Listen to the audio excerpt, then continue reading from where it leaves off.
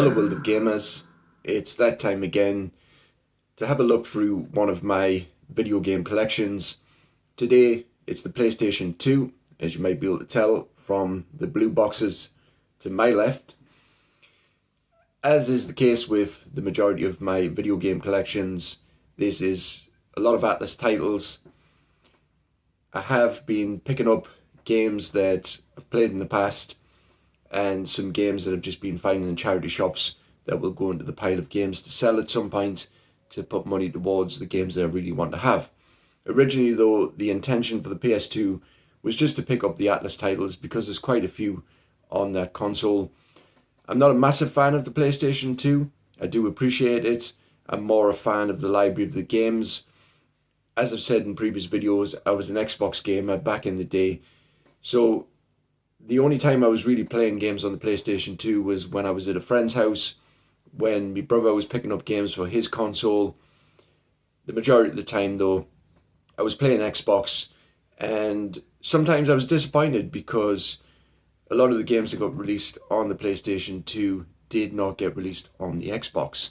So it wasn't until later on in life when I got my own PlayStation 2, mainly when I became a collector, that I started to really appreciate the library of games for the PS2, and even more so when I got into Atlus collecting.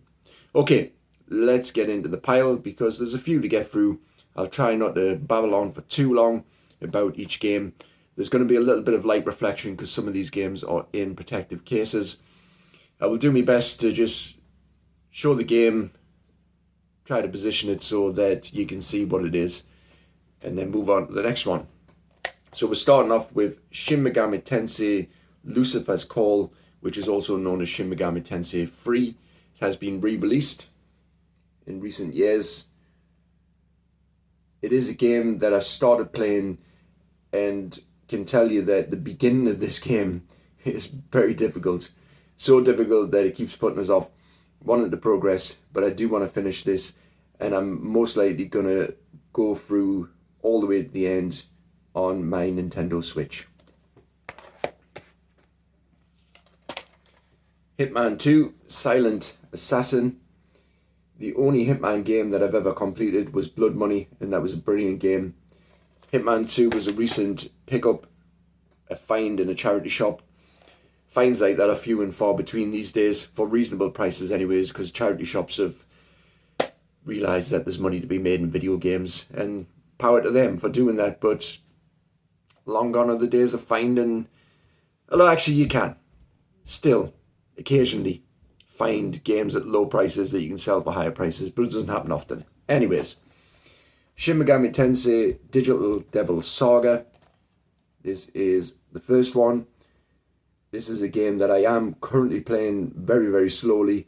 These games are very challenging, very, very challenging. They're not your typical JRPGs where you can go off on a lovely adventure and quite casually get to the end of the game. These games make you work. Digital Devil Saga is a slightly different twist on the Shin Megami Tensei format. Give it a play and you'll see what I mean. The second one in the series, Shin Megami Tensei Digital Devil Saga 2. I will get around to playing this once I finish the first game.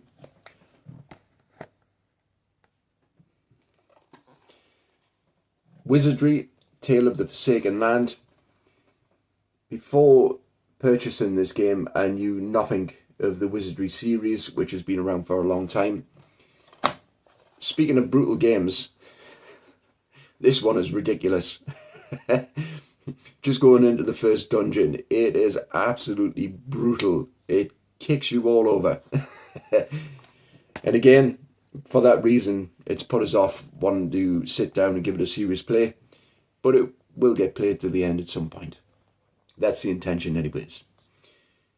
Makin Shao Demon Sword, also released on the Dreamcast. They changed the perspective from first person on the Dreamcast to third person on the PlayStation 2. I played a little bit of this in the past. It's an action game which it's a bit of an arcade sort of feel about this game. That's how I would describe it. Shin Megami Tensei P3, Persona 3. It used to have the Shin Megami Tensei title at the beginning. Now it's just Persona. And as I've said in previous videos, I got all the way to the end. Final boss. Couldn't beat the final boss. It was going to take an almighty grind to get to the point of being powerful enough, and I just give up. Somebody did give me a tip recently. My apologies, I can't remember your YouTube name. If I remember, I will try to flash it somewhere on this video. I say if I remember, I can just get it from YouTube and write it down. Maybe I'll do that. Brilliant game anyways, apart from that end boss, and I highly recommend playing it if you haven't played it already. Growlanza, Heritage of War. This is another game that I'm currently playing very slowly. This is known as the spiritual successor to the Langrisa series, released a long time ago. I did eventually play the first Langrisa game, the remake anyways, on my Nintendo Switch, all the way to the end, after starting it a couple of times over the years, and I really enjoyed it. This game is a different sort of perspective. It's not the tactical RPG that Langrisa is. I'll get there. I'll get to the end eventually.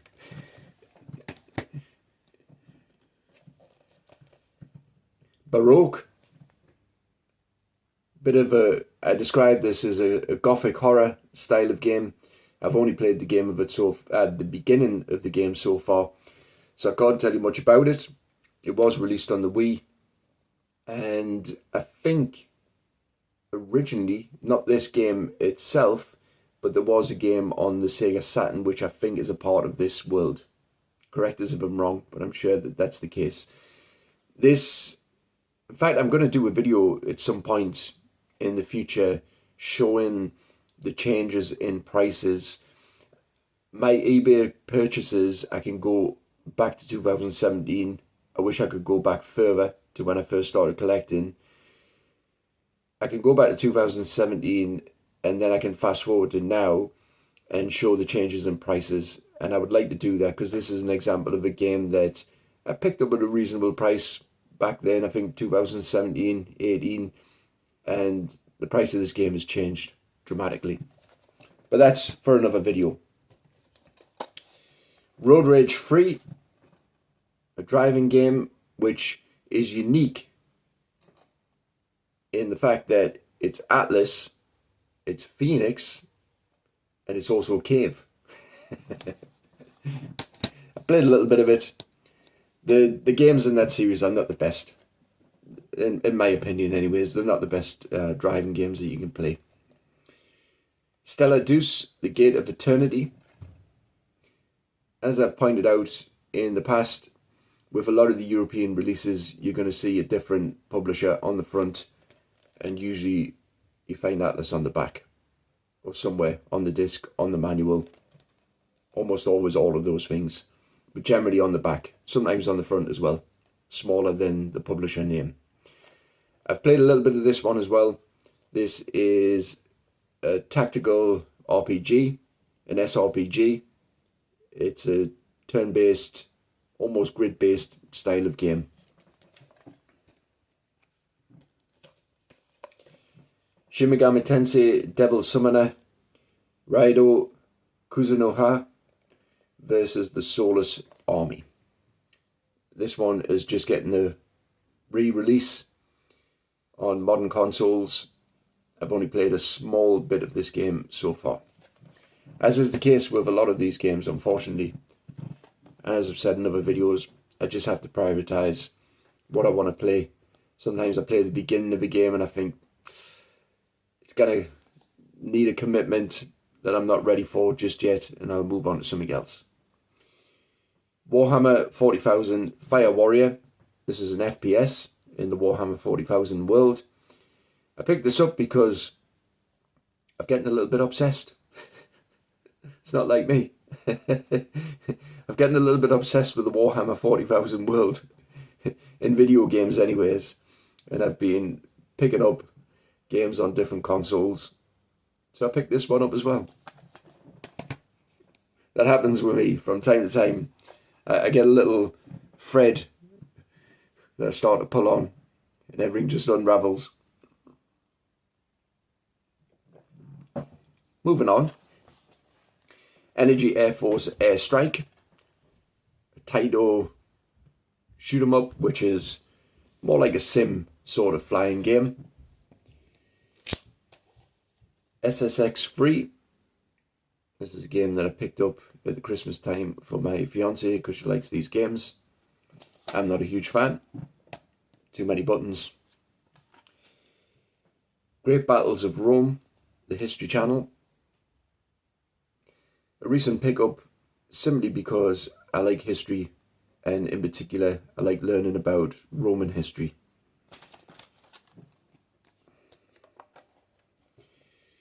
Another obsession from not so long ago. Tomb Raider, The Angel of Darkness. I went on a bit of a Tomb Raider vibe and picked up lots of different Tomb Raider games on different consoles. This one is not held in high regards. I started playing in the beginning and I was enjoying it. I will continue on. PES Pro Evolution Soccer 6.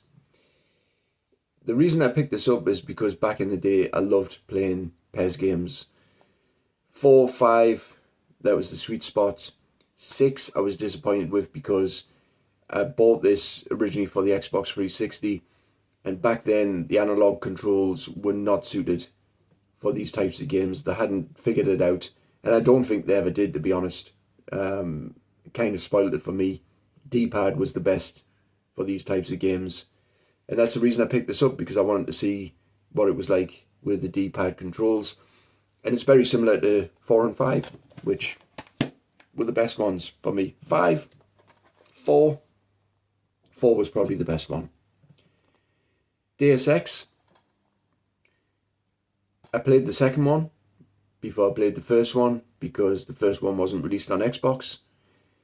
When I played the second one on Xbox years ago, it was one of the best games that I had played. A lot of people don't think it's as good as the first one. I haven't played the first one yet to give an opinion, but I do intend to play this at some point soon. And then finishing off, 2 left. Tomb Raider Legend. Played a little bit of this one. It's one that's in the pile of games to play. I do want to play the modern Tomb Raider games before I go back over and start playing the older ones again. And then the final game, Alone in the Dark. This is another game that I originally had, on the Xbox 360, and it frustrated the life out of me. I couldn't figure out early on in the game how to get past a certain point. Back then I wouldn't use guides. I wouldn't go on the internet and search for a way past the difficult areas of games. So I just gave up playing. And I've tried to go back to it a few times and gave up. I really do want to finish this game at some point. I know it's not the best in the series. In fact, after the new Nightmare, Alone in the Dark kind of just died, didn't it? I know they rebooted it recently, but I've looked at it and thought, nah, don't even think I'm going to bother. I might, if I get it on sale. Anyways, that's the final game in my PlayStation 2 collection. It's not the biggest of collections, but it's a very curated collection, as is the case with everything that I have behind us these days. Once upon a time I had a huge bookcase full of games, lots of different consoles. I still do have lots of different consoles, but there was a time when I was just collecting for the sake of collecting. When I was new to collecting, I just wanted everything. And then I decided to put my focus on just collecting certain things. And that's something that I would suggest that anybody does who's a collector, just to stop it getting out of hand, because it can do. Thank you for watching. Thank you for liking. Thank you for subscribing. As I've always said in other videos, I don't encourage people to subscribe. It is entirely up to you. If you enjoy watching my videos, if you want to subscribe, your decision. But I like it anyways, and I appreciate it because it helps to get some visibility on this channel so that I'm not just sitting talking to myself. But even if that was the case, I would still do it for my own enjoyment. Bye for now. Catch you in the next one. Stay safe out there. Peace.